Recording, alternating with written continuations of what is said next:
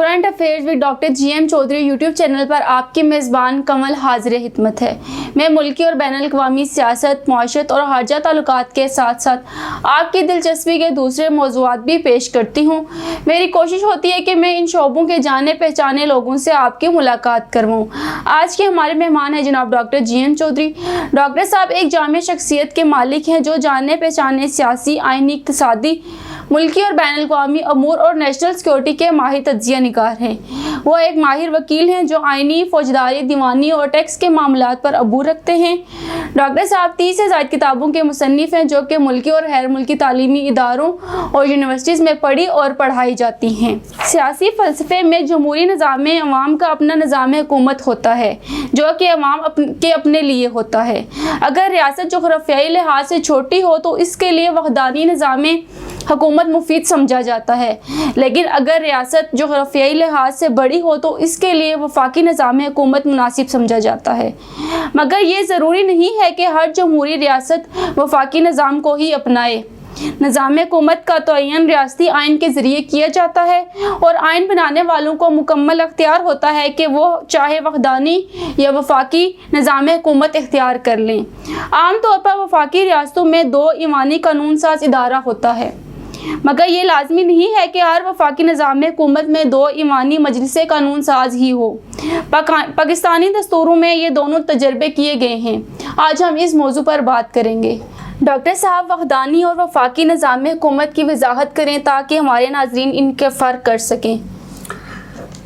आज जी आपने एक पॉलिटिकल फ़िलासफ़ी का इंतहाई इम्पोर्टेंट टॉपिक मुंतखब किया है और यकीनन आपने कुछ सवालात और कमेंट्स जो कि हमारे नाजरीन की तरफ से आए उनको मद्देनज़र रखा है। बेसिकली हमारे एक नाज़र जो है उन्होंने कमेंट्स किए कि हमारे मुल्क में या जो फेडरेशन है, फेडरल सिस्टम के लिए 2 ऐवानी निज़ाम ही चल सकता है या होता है, जबकि ऐसे नहीं है। तो देखें, बेसिकली जमहूरियत से मुराद ये है कि अवाम का निज़ाम हुकूमत जो कि अवामी नुमाइंदों के ज़रिए अवाम के लिए काम करता है। अब देखिए उसके लिए तर्ज़ हुकूमत क्या होगा, ये कोई कहीं पर तयशुदा बात नहीं है। ये जो अवामी नुमाइंदे हैं या जो भी कोई दस्तूर साज इदारा होता है उसने इस चीज़ का तयन करना होता है कि हमारे लिए कौन सा सिस्टम मुफीद है। मसलन देखें कि जमहूरियत जो है उसमें 2 किस्म के ऐवान होते हैं। मसलन 2 किस्म के सिस्टम्स होते हैं। एक को वहदानी सिस्टम कहते हैं। वहदानी सिस्टम एक ऐसा सिस्टम होता है कि जिसमें रियासत में सिर्फ़ एक ही कानून साज इदारा होता है और एक ही गवर्नमेंट होती है, जबकि उसके बरक्स जो 2 ऐवानी मकन्ना होती है, कानून साज इदारा होता है, ये एक ऐसा तर्ज हुकूमत होता है कि जिसमें 2 ऐवान होते हैं, जिसमें जो अपर हाउस है उसको सूबों, यूनिट्स या जो भी इकाइयाँ होती हैं उनकी बुनियादों पर तकसीम किया जाता है, जबकि जो लोअर हाउस होता है वो आबादी यानी कि पॉपुलेशन की बेसिस पर ऑर्गेनाइज किया जाता है। बहरहाल ये सियासी फ़िलासफ़ी का नुक्ता है कि अगर कोई रियासत छोटी है, मुल्क छोटा है, तो उसके लिए वहदानी निज़ाम जो है वो बेहतर होता है, यानी कि यूनिकैमरल सिस्टम जो है वो ठीक होता है, मुनासिब रहता है, उस पर ख़र्चा भी कम आता है। लेकिन अगर किसी मुल्क की जो जोग्राफियाई इलाका है वो बहुत ज़्यादा हो और उसमें कल्चरल डिफरेंसेस हो, मुख्तलिफ़ किस्म की कम्यूनिटीज़ और कौमें पाई जाती हूँ, तो फिर उसके लिए ये जो बाई कैमरल सिस्टम है ये मुफीद रहता है। यानी कि 2 ऐवान होते हैं, इसमें जो एक ऐवान होता है वो कम्यूनिटीज़ यानी कि सूबों, यूनिट्स या जो भी इकाइयाँ होती हैं उनकी नुमाइंदगी करता है और आम तौर पर इसे अपर हाउस या ऐवान बाला कहा जाता है, जबकि उसके बरक्स जो लोअर हाउस है जिसे ऐवान ज़ीरी भी कहा जाता है वो डायरेक्ट अवामी नुमाइंदगी पर मुश्तमिल होता है, यानी कि इसमें अवाम के इलेक्टेड नुमाइंदे जो हैं وہ موجود ہوتے ہیں اور یہ پاپولیشن کی بیسس پر ہوتا ہے. اور عام طور پر یہ جو اپر ہاؤس ہوتا ہے یہ انڈائریکٹلی الیکٹڈ ہوتا ہے، لیکن اس پر کوئی خاص پابندی نہیں ہے کہ اسے ہر صورت میں انڈائریکٹلی الیکٹڈ ہی ہونا چاہیے. یہ ڈائریکٹلی الیکٹڈ بھی ہو سکتا ہے. بہت سارے ممالک میں ایوان والا جو ہیں وہ ڈائریکٹلی الیکٹڈ ہیں، اور میرے خیال میں پاکستان میں بھی ڈائریکٹلی الیکٹڈ ہی سینٹ ہونی چاہیے، کیونکہ آج کل جو سینٹ کے الیکشنز میں خرید و فروخت ہو رہی ہے، کروڑوں روپے جو ہیں اس الیکشن پر خرچ کیے جاتے ہیں، اور وہ پھر عوام کا نمائندہ نہیں ہوتا، یا تو وہ پیسے والوں کی نمائندگی کر رہا ہوتا ہے یا پھر وہ سیاسی جماعتوں کی نمائندگی وہاں پر ہو رہی ہوتی ہے. عوام کی نمائندگی یا صوبوں کی نمائندگی نہیں ہوتی. اکثر آپ نے یہ بھی دیکھا ہوگا کہ مثلا پنجاب کے کسی شخص کو سندھ سے الیکٹ کروا لیا جائے یا سندھ کے کسی شخص کو پنجاب سے الیکٹ کروا لیا جائے، تو پھر اس طرح سے صوبائی نمائندگی کس طرح سے ہوئی. بنیادی طور پر ہمارے ملک میں سینٹ سیاسی نمائندگی کو ہی ظاہر کرتا ہے، وہ صوبائیت یا صوبائی نمائندگی جو ہے اس کو کم ظاہر کرتا ہے. تو اس طرح جو بڑے ملک ہیں جہاں پر وفاقی سسٹم ہے تو وہاں پر یہ 2 ایوانی یا بائی کیمرل سسٹم جو ہے وہ ہوتا ہے، اور اسے کہا جاتا ہے کہ یہ زیادہ مفید ہوتا ہے، چونکہ اکائیوں میں آبادی برابر نہیں ہوتی. کسی اکائی کی جو لوور ہاؤس ہے اس میں سیٹیں زیادہ ہوتی ہیں اور کسی کی کم ہوتی ہیں، جبکہ جو ایوان بالا ہے اس میں تمام اکائیوں کی برابر کی نمائندگی ہوتی ہے، جو کہ ہماری سینٹ میں بھی موجود ہے. تو اس طرح کہا جاتا ہے کہ وہ جو آبادی کا فرق ہے وہ اپر ہاؤس میں جا کے اس کو دور کر دیا جاتا ہے، اور کوئی لیجسلیشن جو ہے اس کو آبادی کی بیسس پر بلڈوز نہیں کیا جا سکتا. اس طرح وفاق جو ہے وہ مضبوط رہتا ہے. ڈاکٹر صاحب، یک یا ایک عنوانی اور 2 عنوانی مقننہ یا مجلس قانون ساز سے کیا مراد ہے؟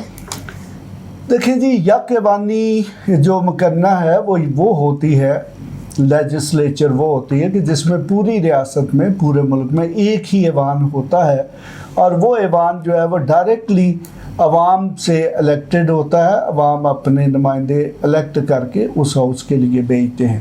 جبکہ 2 ایوانی جو مقننہ ہے اس سے مراد یہ ہے کہ اس میں 2 ایوان ہیں، یعنی کہ جس کا ابھی میں نے بائی کیمرل کہا تھا، اس میں جو لوور ہاؤس ہوتا ہے ایوان زیریں ہے وہ عوامی الیکٹڈ نمائندوں پر مشتمل ہوتا ہے، جبکہ اپر ہاؤس جو ہے وہ عام طور پر انڈائریکٹلی الیکٹڈ ہوتا ہے. ہمارے پاکستان میں جو لوور ہاؤس ہے اسے نیشنل اسمبلی کہتے ہیں، اور اپر ہاؤس جو ہے اس کو سینٹ کہتے ہیں. اور ہمارا جو سینٹ ہے وہ انڈائریکٹلی الیکٹڈ ہے، یعنی کہ اسے عوام ووٹ نہیں دیتے، بلکہ جو متعلقہ صوبہ ہے اس کی جو صوبائی اسمبلی ہے وہ صرف سینیٹرز کو الیکٹ کرتی ہے، اور اس طرح وہ ایک انڈائریکٹ الیکشن ہے. تو اس طرح یہ جو یک ایوانی یا یونی کیمرل یا بائی کیمرل سسٹم جو ہے یہ سیاسی مسئلے ہیں ان کو مد نظر رکھتے ہوئے اڈاپٹ کیا جاتا ہے. کوئی سائنٹیفک یا کوئی پولیٹیکل فارمولہ نہیں ہے کہ ان حالات میں یہ ہوگا. مثلا میں آپ کو برطانیہ کی مثال پیش کر سکتا ہوں کہ وہاں پر ایک چھوٹا سا برطانیہ ایک چھوٹا سا ملک ہے جو کہ وفاق نہیں ہے، لیکن وہاں پر بائی کیمرل سسٹم ہے، جبکہ اس کے برعکس بہت سارے بڑے بڑے ممالک ہیں کہ جن میں یونی کیمرل سسٹمز موجود ہیں. ڈاکٹر صاحب، کیا وفاقی نظام حکومت میں 2 ایوانی مجلس قانون ساز ہونا ضروری ہے؟ یہ قطعی طور پر ضروری نہیں جی. اکثر یہ لوگوں کو غلط فہمی ہے کہ جہاں پر بھی فیڈرل سسٹم ہوگا اس میں 2 ایوان ہونا ضروری ہے. تو اگر میں اپنے سسٹم سے بتاؤں تو ہمارا جو 1956 کا آئین تھا उसमें भी सिंगल हाउस था और वो भी नेशनल असेंबली था। और इसी तरह फिर 1962 का अगर दस्तूर देखें तो उसमें भी सिंगल हाउस था, वो उसका नाम भी नेशनल असेंबली था। ये 1973 का जो आइन है उसमें ये बाई कैमरल लेजिस्लेचर यानी कि सेनेट और नेशनल असेंबली जो है उनको इंट्रोड्यूस किया गया। इवन जो 1972 का जो इन टर्म कॉन्स्टिट्यूशन था उसमें भी सिंगल हाउस ही था। तो ये बहरहाल जैसा कि मैं आपको पहले बता चुका हूँ कि वो जो आइन साज इदारा होता है उसमें जो लोग भी मौजूद होते हैं ये उनका विजडम होता है कि वो किस किस्म का निज़ाम जो है उसको मुंतखब करते हैं। डॉक्टर साहब कोई ऐसी जमहूरी निज़ाम बताएं जिसमें वफाकी जमहूरी निज़ाम ना हो मगर मजलिस कानून साज 2 ईवानी हो। वो मैं आपको पहले भी बता चुका हूँ कि ये जो बरतानिया का सिस्टम है बेसिकली देखें कि वो फेडरेशन नहीं है, वहाँ पर एक ही स्टेट है, लेकिन इसके बावजूद वहाँ पर बाई कैमरल लेजिस्लेचर मौजूद है, यानी कि वहाँ पर house of Commons lower house है जो कि इलेक्टेड नुमाइंदों पर मुश्तमिल होता है, जबकि उसके बरक्स हाउस ऑफ लॉर्ड्स है जो कि नॉमिनेटेड लोगों पर मुश्तमिल होता है, उनका कोई इलेक्शन नहीं होता। आज तक बरतानिया में बहुत सारी तहरीकें चल चुकी हैं कि जो अपर हाउस है या तो उसे ख़त्म कर दिया जाए या फिर उसे इलेक्टेड बनाया जाए, लेकिन अभी तक मुसलसल उसमें नामजदगी का सिस्टम जो है वो मौजूद है। डॉक्टर साहब क्या पाकिस्तानी ईवान बाला यानी सेनेट के इख्तियारात ईवान ज़ेरी के बराबर हैं? जी कतई तौर पर बराबर नहीं है। देखिए कि किसी भी ऐवान जो है उसके इख्तियारात का जब भी जायज़ा लिया जाता है तो सिर्फ एक चीज़ बड़ी इम्पॉर्टेंट है, किसी भी कानून साजी में जो सबसे अहम कानून साजी होती है वो बजट होता है, यानी कि फ़िनांस बिल यानी कि टैक्सेस लगाना, तब्दील करना या उनमें कमी बेशी करना। तो हमारी जो सेनेट है उसके पास फ़िनांशियल लेजिस्लेशन जो है यानी कि मालियाती कानून साजी के इख्तियारात मौजूद नहीं हैं। वो बाकी कानून साजी में तो कंट्रीब्यूट करती है लेकिन मालियाती कानून साजी में कंट्रीब्यूट नहीं करती।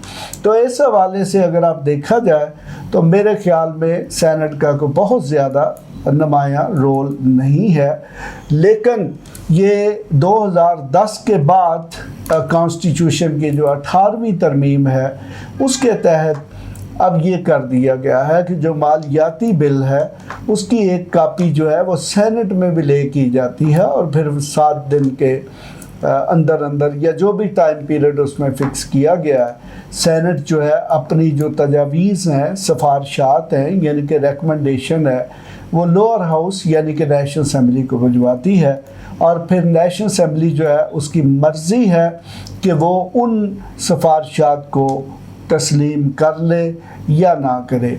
अक्सर देखा गया है कि 100-150 सिफारशात जो है वो सेनेट से आती हैं जी के बजट में ये तब्दीली की जाए, ये तब्दीली की जाए, लेकिन अक्सर उनको नज़रअंदाज कर दिया जाता है। बाज़ का देखा गया है कि 2-4 रेकमेंडेशन जो हैं सिफारशात यानी कि जो सेनेट की हैं उनको बजट में शामिल कर लिया जाता है। तो इस तरीके से अगरचे हमारा ये बाई कैमरल सिस्टम है लेकिन इसमें सेनेट का कम अज़ कम फ़िनांशियल मामलात में कोई ख़ास रोल नहीं है।